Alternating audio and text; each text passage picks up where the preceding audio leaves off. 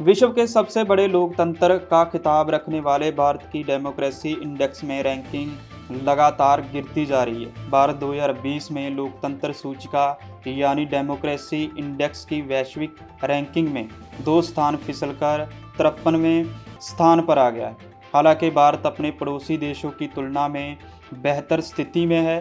The economic intelligence unit ने कहा है कि सत्ताधारियों को लोकतांत्रिक के मूल्यों से पीछे हटने और नागरिकों की स्वतंत्रता पर कार्रवाई के कारण देश 2019 की तुलना में 2020 में 2 स्थान फिसल गया है। भारत 2019 को लोकतांत्रिक सूचकांक में 51वें स्थान पर था।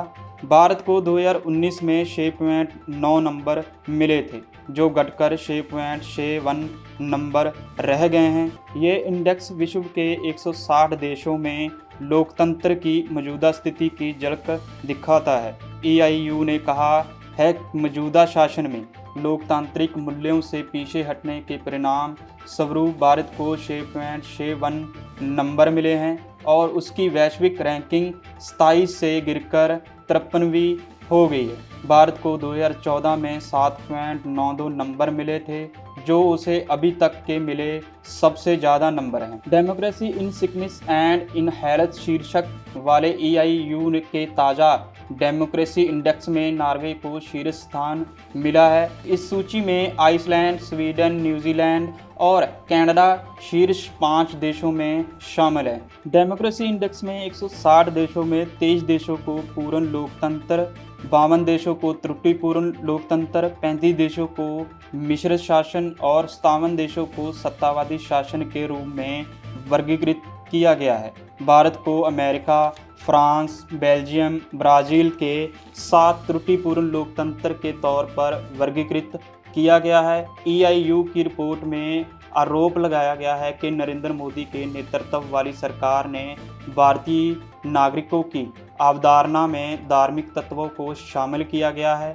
और कई आलोचक इसे भारत के धर्मनिरपेक्ष आधार को कमजोर करने वाले कदम के तौर पर देखते हैं। रिपोर्ट में कहा गया है कि कोरोना वायरस वैश्विक महामारी में निपटने के तरीके के कारण 2020 में नागरिक अधिकारों का और दमन हुआ है।